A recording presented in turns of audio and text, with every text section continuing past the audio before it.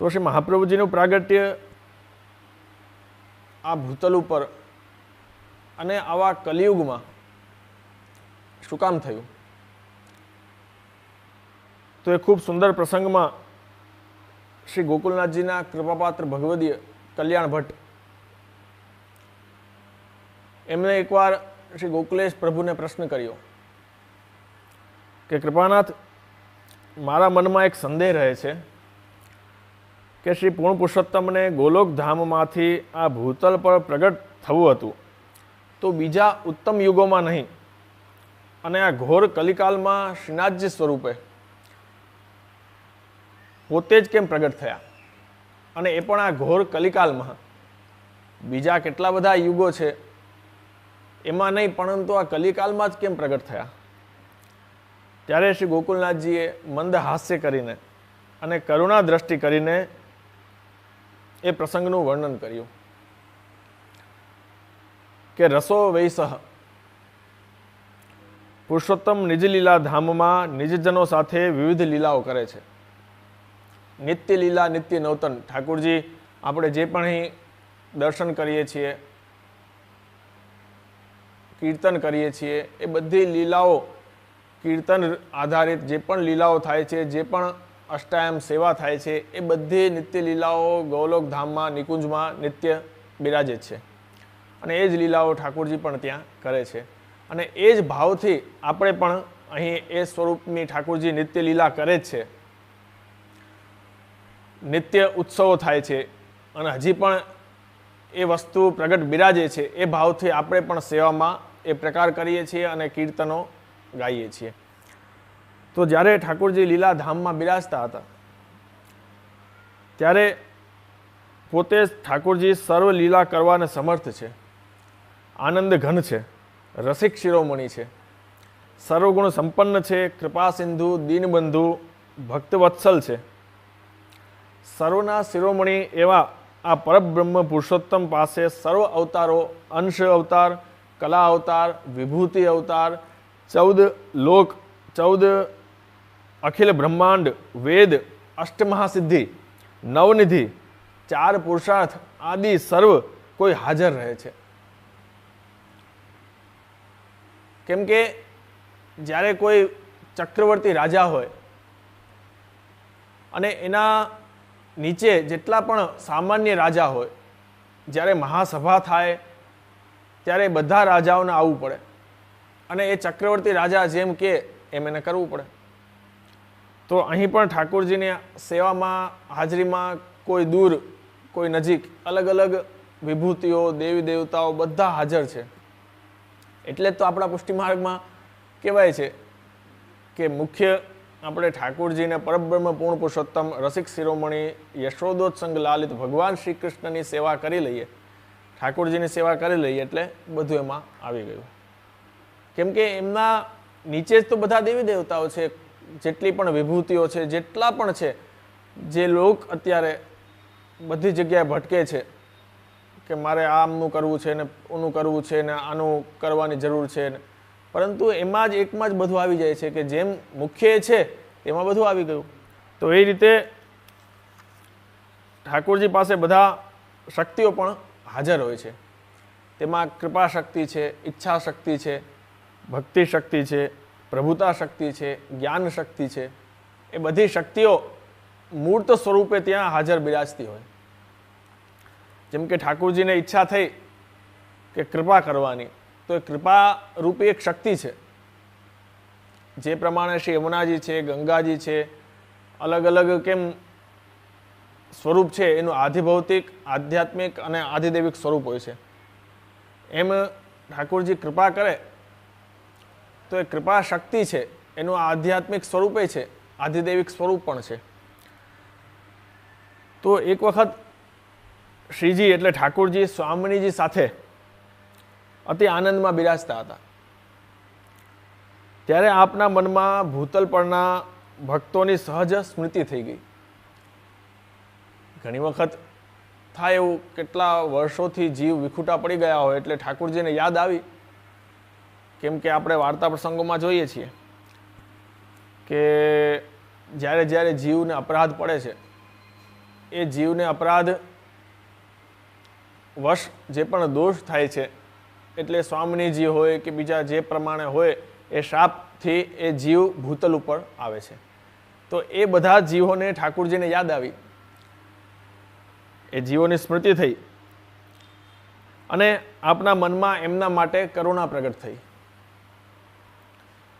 એમનો લીલામાં પુનઃ અંગીકાર કરવાની આપને ઈચ્છા થઈ અને જેમ ઈચ્છા થઈ એટલે તરત જ આપની જે ઈચ્છા શક્તિ છે એ પ્રગટ થઈ મૂર્ત સ્વરૂપે અને આજ્ઞા વિનંતી કરી કે શું આજ્ઞા છે, શું સેવા કરું. ત્યારે આપ શ્રી આજ્ઞા કરી કે આ ભૂતલ પરના જેટલા જીવો છે એમને પાછા મારી પાસે ઉદ્ધાર કરીને બોલાવવાની ઈચ્છા છે મારી. ત્યારે ઈચ્છા શક્તિએ વિનંતી કરી કે કૃપાનાથ, આપની ઈચ્છા માત્રથી સર્વ કાંઈ સિદ્ધ થઈ જાય છે, પરંતુ આ કલિકાલના દેવી જીવોના ઉદ્ધારની આપની ઈચ્છા છે ને એ અતિ દુષ્કર છે, એ કોઈ સામાન્ય વાત નથી.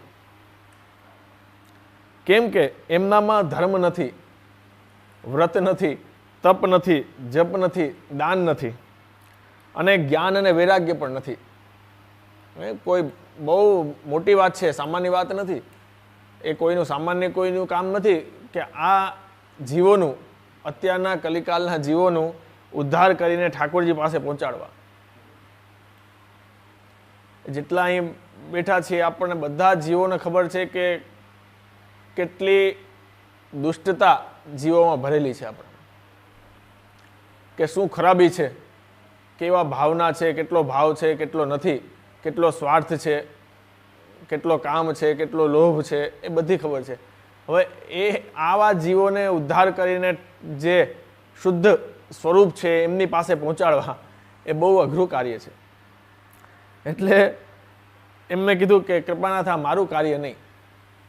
ત્યારે ઠાકોરજીએ પાછો વિચાર કર્યો. પ્રભુએ બધા પોતાના અવતારોને બોલાવ્યા કે જેટલા પણ અવતાર ઠાકોરજીના થયા એ અવતારોને, તો અલગ અલગ એક પછી એક બધા અવતારો આવવા લાગ્યા. તો એ બધા અવતારોએ પણ કીધું કે કૃપાનાથ, અમે બધું કરીએ, આપ આજ્ઞા કરો એ કરી શકીએ, પરંતુ આ કલિકાલના જીવો છે એમનો ઉદ્ધાર કરવો એ અમારું સામર્થ્ય નથી, એ અમે ન કરી શકીએ. એ અવતારોએ સાંભળીને હાથ જોડીને ઠાકોરજીને વિનંતી કરી કે આપના આપેલા સામર્થ્ય વડે અમે ઘણા કાર્યો કરેલા છે, પરંતુ આ કાર્યો અમારાથી થઈ શકે એમ નથી. કેમ કે એ જીવ તીર્થને નથી માનતા, વેદ શાસ્ત્રોને નથી માનતા, જગતમાં બધાને મિથ્યા માને છે, ધર્મ કર્મને પણ નથી માનતા. એ જીવ ઘણા અધમ બની ગયા છે.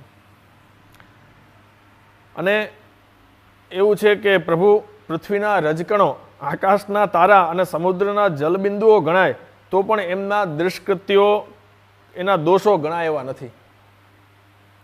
અને એટલે જ કીર્તનમાં પણ આપણે આવે છે, હા,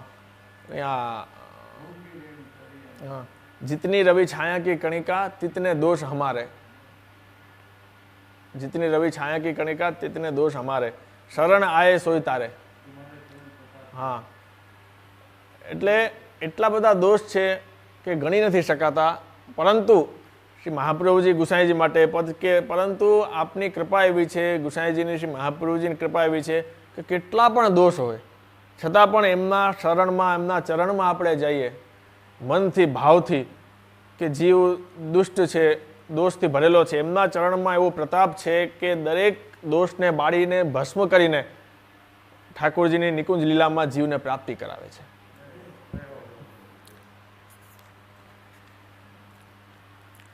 ત્યારે ભગવાને પોતાના, ઠાકોરજીએ પોતાના મહાનારાયણ, મહાવૈકુંઠનાથ એમની તરફ દ્રષ્ટિ કરીને પૂછ્યું, તમારાથી આ કાર્ય થાય?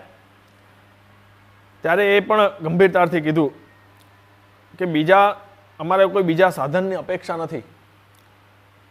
આજ પર્યંત આપની સર્વ આજ્ઞાઓ પાડી છે, આપના બળથી સર્વ કાર્ય કર્યું છે, પણ આ કાર્યમાં અમને સંદેહ છે કે કલિયુગના જીવ એમનો ઉદ્ધાર ન થાય તો અમારી સાથે આપની પણ પ્રતિષ્ઠા જાય, એટલે એ કાર્ય અમારાથી નહીં થાય. હવે પ્રભુની જે કૃપા શક્તિ છે એમની સ્મૃતિ ઠાકોરજીને થઈ.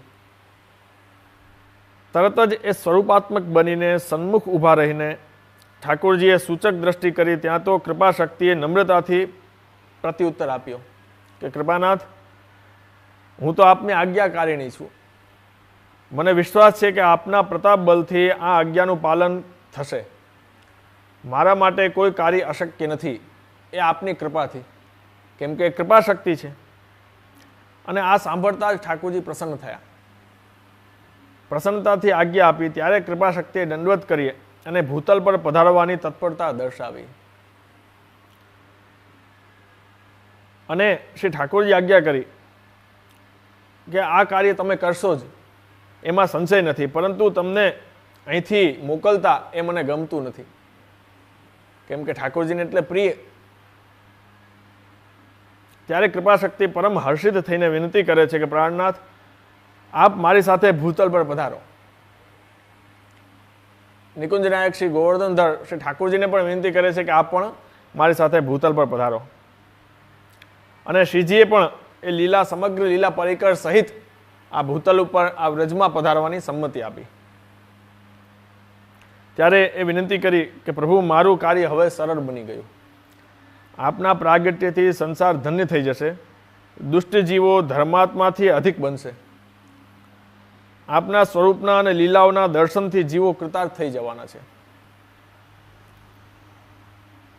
અને આખું ગોલોકધામ પ્રગટ થાય જે અત્યારે વ્રજમાં બિરાજે છે. આખું ગોલોકધામ શ્રી યમુનાજી, શ્રી ગિરિરાજજી, વ્રજ ભક્તો સહિત પ્રગટ થાય તો એ કેટલા પણ દુષ્ટ જીવો હોય એનો ઉદ્ધાર થઈ જવાનો છે.